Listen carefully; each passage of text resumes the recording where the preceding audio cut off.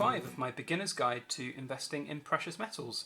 Sorry it's been a while since the last episode in the series, but it's been a little bit hectic here with backyard bullion, hand-poured silver, as well as other videos and topics which I wanted to talk about. But today we're going to be looking at record keeping. But as a reminder, if you haven't checked out the first 4 episodes in the series, please do go have a look at them. They're very much start from scratch type guides to investing in the precious metals world, you know, the hows, the whys, and those types of things. Also, a quick disclaimer that I am not a financial planner, I'm not an investment guru, I'm just a dude who likes to buy shiny things, so any decisions that you make having watched these videos are yours and yours alone. Now, we have the topic of record keeping. It's one that I know that a lot of people requested, and it's one that's pretty important in my opinion to any kind of investment, whether it's precious metal or property or stocks and shares or whatever it might be. And I think it's a very subjective subject as well. Now, there will be people out there who pretty much don't record keep at all, but there will be also people who record keep extensively, and they'll have very, very detailed records of their spending. I personally am one of those latter people. I have very good Excel spreadsheets all set up, and I'm going to show you one of those Excel spreadsheets a little later on in this video, so make sure you stick around for that. Also, there will be a download link to that Excel spreadsheet on my website as well. So basically, record keeping for me is very, very important. I think it fits in well with my strategy. I'm looking at this as a kind of long-term investment to sell on everything perhaps when I retire, rather than looking to pass it on to family after perhaps I have died. Now, there are obviously people who are in that situation where they are looking at passing on all of their investments to their family when they've passed away. So for you guys, maybe record keeping isn't necessarily as important, but think about your poor family. If you pop your clogs and they're left with just a giant pile of silver, they don't know what it is, what things might be worth. They don't know what what premiums perhaps are on things, what coins are particularly rare and special. So I think even in those situations, that having some form of record keeping is pretty important altogether.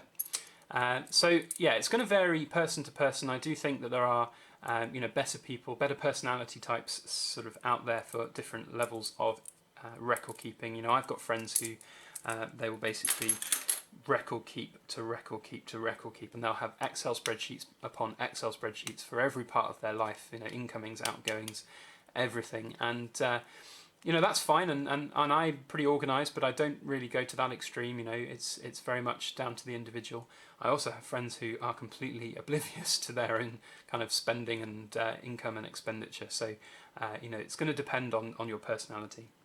Also, I think it's also going to depend on the types of coins that you're buying. So an example might be here. These 2011 Mexican Libertads. These are semi-numismatic coins. They hold, certainly at the moment, a premium over spot. If you wanted to go buy these at the moment, you would certainly not be paying spot price for them. You would be paying above spot price for them. Whereas these particular coins, these Philharmonics, and you can see that they've got some really interesting toning around the sides, which is pretty cool, kind of like a zebra pattern. These pretty much you're not going to get anything more than spot for if you were to sell them, and if you were to buy them, you're going to get them as cheap as chips, basically. So, it depends on what type of coin. If you're just stacking for weight and you're not really too fussed about how things are going to go in the future, and you just want to have a bit of silver, in your pocket every month, and you're just buying the cheapest thing that you possibly can, then fine. Record keeping probably not as important. But if you've got, these premium type coins, another ones I like these koalas with the bear privy marks, then it's worth knowing what you've paid over spot for them, so that in the future when you choose to sell them, you've got a real good idea of what they cost and what money that you've made on them. Because at the end of the day, we're all in it to make a little bit of money. Silver and gold is not a get-rich-quick scheme, though. It is very much a long-term investment. And the whole beauty about this type of investment is you can choose when to sell things. And you can choose then to basically cash out when the price is right. Now, there's the other type of coin, which are these sort of Swiss franc coins, and these I would describe as kind of, for me anyway, for some people these are very much stacker coins that you buy as your stackable silver, but for me these were kind of like a hobby style investmenty type thing. I've been collecting coins since I was like 11 years old. And I obviously didn't keep records of all the coins that I might have bought or found or whatever. So hobbyist type coins like these, perhaps a little bit less important to keep records. You know, I've got records of what I paid for each of these, but at the same time, if I lost those, or if, you know, I didn't have them, I really wouldn't be too bothered about them, because these are just, you know, hobby type coins which I'm going to be looking to keep for a very long time and, you know, enjoy. And when I come to part with them, if I do, I'll whatever, they're just a hobby coin. I guess that's what I'm trying to say. So then there's the other side of things, which is obviously things like, for me, I've got backyard bullion to consider, and, you know, buying lots of silver shot at various different prices. And I had a few questions from various people, you know, in comment sections that were requesting these videos and things. Do I keep, you know, everything priced as it was when I bought it, or do I just average everything out to one number?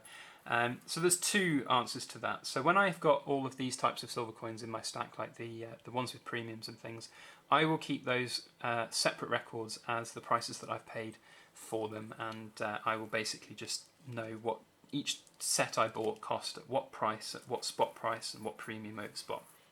However, for my shot for backyard bullion, it's just too difficult to look to do that, especially when I buy, you know, a roll of these philharmonics, which are basically just meltable silver, because they're all toned up and not very nice, and they're just not numismatic at all. I just add the value of those into the overall price per ounce of all of the shot that I've paid. So that might well work for you. It works well for other people as well. But again, it's down to personal preference. I think it just might be a logistical nightmare. Certainly when you come to sell silver, and, you know, I'm selling silver every day when I'm selling hand-poured silver, so it's important to know what it costs to make and what it costs, or what it costs the person to buy, and then obviously the little premium that I'll make on the side as well. So it's definitely important to do that. So to that end, what I've got now is an Excel spreadsheet. So I'm going to jump onto screen share, and I'm going to show you my Excel spreadsheet, and we can have a look about how I actually keep all of these records. So this is the stacking spreadsheet I use pretty much on a day-to-day basis. It really is just a very basic spreadsheet. It allows me to basically track what I've bought, where I've bought it from, obviously the total amount that I've bought it and what prices they were, and what prices relative to spot price as well. I found it quite a useful spreadsheet. Now, if you think that you might find it useful and want to download it, then just head over to backyardbullion.com. And if you scroll down on the homepage, there's a blue hyperlink here, and if you just click that, it will download that to your computer.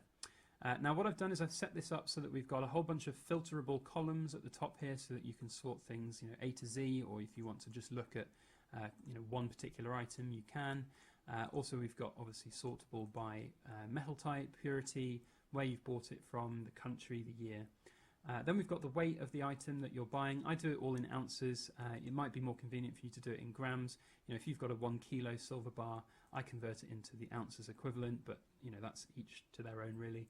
We've obviously then got quantity, and then the total weight of the items that you've got. And that's a really useful tool, because if you wanted to see how many ounces of silver that you've got, you just can sort by silver, and then you can highlight and do a sum, and, you know, that says we've got 59.15 ounces of silver there. So it's a really good tool to be able to quickly at a glance see where you are. Also, we've then got over here all of the money side of things, the prices. So let's do an example. So let's say we're going to buy some Britannias. Let's say we're going to buy a roll of Britannias, and let's say from goldsilver.be they are £14.89 per ounce. Let's say we're doing some international postage as well, so it's going to be £15 for postage. So after all of the costs and everything, we can see in this column here the total price per Britannia is £15.49. Now, with today's spot price of £12.50 roughly, we can see that that equals a 23.92% premium over spot. That might seem quite a lot to some of you, certainly in America, but that's pretty much the norm of what we have to deal with over here in the UK. So not so bad for us, but obviously pretty bad for you. But yeah, so it works either way. You know, if you've perhaps got an even better deal, or if you're buying, let's say we're buying 50, and then the price is a little bit lower because you bought a bit more. That's the postage. So let's say the price here goes down to £14.50 because you bought a bit more, free postage. There you go. So you can see that the premium's gone down considerably. So it's a good tool as well to be using as a quick way to see how much something actually really will cost you and what the percentage over spot will be, so you can better tell where the best deals are from the various different dealers out there. So that's how I use this spreadsheet as well. So yeah, as I said, if you are interested in it and you want to download it, then it's on the website. Go to backyardbullion.com, click on Bullion tracking, and it'll download it. feel free to change anything in it. You know, this is not set. I'm not an expert in these things. It's not the world's greatest spreadsheet. You know, there's a whole bunch of formulas over here, but feel free to change them or do whatever you like to suit whatever your situation is. So there you go, everybody. That's my spreadsheet that I use. It's nothing majorly fancy. It's literally just columns with a few formulas set up, basically. But if it's something that you feel you might be able to use or get use out of, then please feel free to download it. There's a link on my website. It's on the homepage. You can't miss it. It's right there at the top of the homepage. I'll also put a link to it in this description as well. And also feel free to you know, change it around, edit it, change the formulas, change the currencies or whatever it might be to best fit your situation. Also, please comment in this video generally about record keeping. Talk about your own record keeping, how you do it. Also, you know, if I've got anything wrong or if you don't agree with stuff, then please do comment here. It's how I learn, it's how others learn as well. Also, go check out the Silver Forum. I've put a link to a thread in the description here below, which is going to be all about record keeping. So please feel free to jump over there and discuss record keeping as well. You know, you get hopefully some Silver Forum members talking about their own record keeping. If you are a newbie, you might be able to glean a lot of good information from them. So if you like this video, please put a thumbs up on it. Please share it around on your social media. That would be very, very helpful. If you've got any ideas for future episodes or any topics that you'd like me to talk about for perhaps episode 6 of the Beginner's Guide, then please do comment in this video as well. Otherwise, I just want to say a massive thank you to everybody for watching, and please make sure that you like, share, comment and subscribe for more.